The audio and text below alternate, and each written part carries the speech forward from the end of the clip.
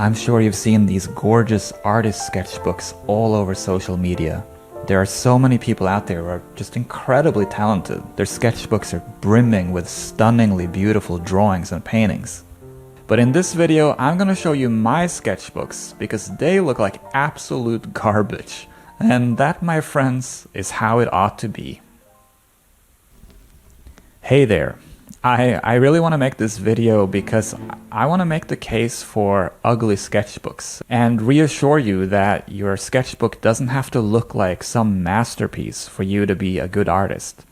In fact, I'd argue it's better if it doesn't. Now, for some artists, you know, if you want to make these like beautiful art books, look, I don't have a problem with that. Okay, I'm mostly just pretending that I have a problem with it so that you'll be more interested in watching this video.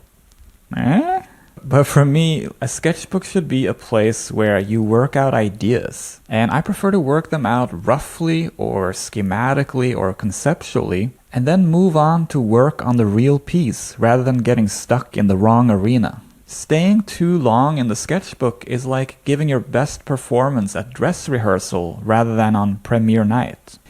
This is my sketchbook, and this, and this, and they all are these kind of cheap, you know, ugly looking things, spiral bound, so that I can draw flat.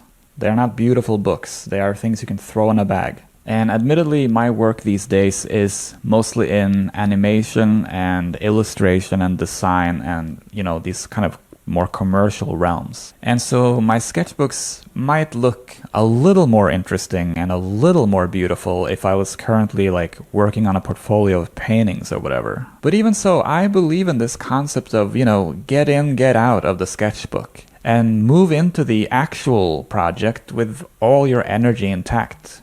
Let me show you an example.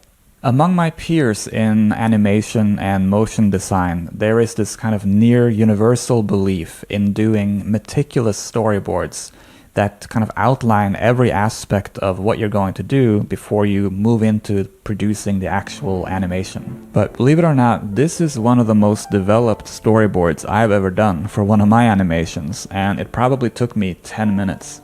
And it's definitely not fully figured out. These arrows are me sort of thinking I should swap the order of these scenes, and I'm honestly not quite sure what this is. Now, here's the final film I made for Stack Overflow based on this storyboard.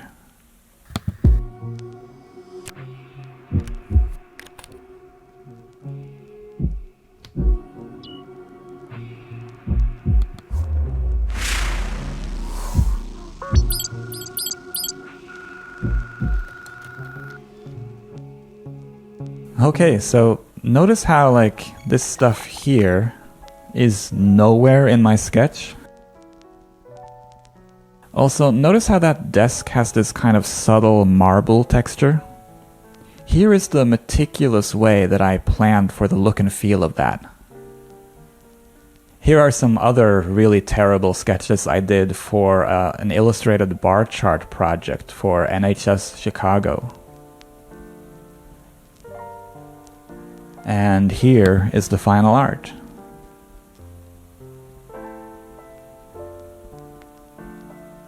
You can see that I'm exploring ideas in these sketches, but they are far from being worked out. They're actually just embarrassingly bad drawings. But I just used my sketchbook for a couple of quick concepts, and then into Illustrator I went. And although these are simple, minimalist illustrations, they took me a long time to get just right.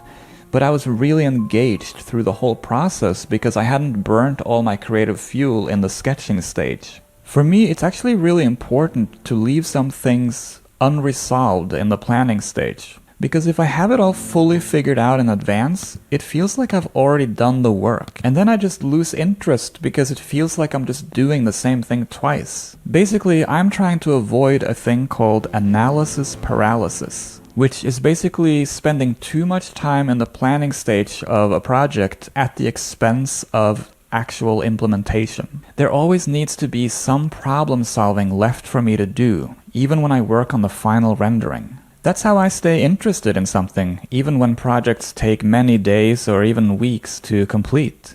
Now this one is a pretty strange project. I did this sketch as well as these insanely tiny thumbnails for a very artful data visualization showing the ups and downs of the stock market for a full year, and also transcribing that data into a bad reggae song, because that's just the sort of thing I would do. You'll notice that I do a lot of writing in my sketchbook too. I don't always draw everything. But here's what those drawings and writings turned into.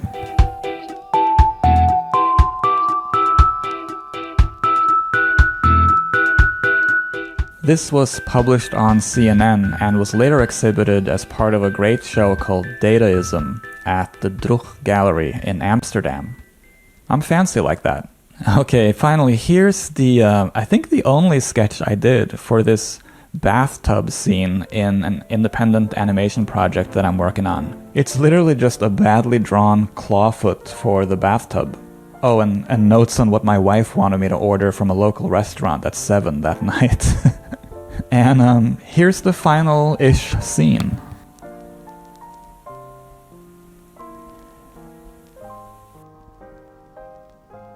I really like this, and I might make videos of me working on this project in the future, so I guess let me know if that sounds interesting to you. But yeah, I hope that this look at my completely uninspiring sketchbook has inspired you to go make something cool with less pressure to make it look amazing already in the planning stage.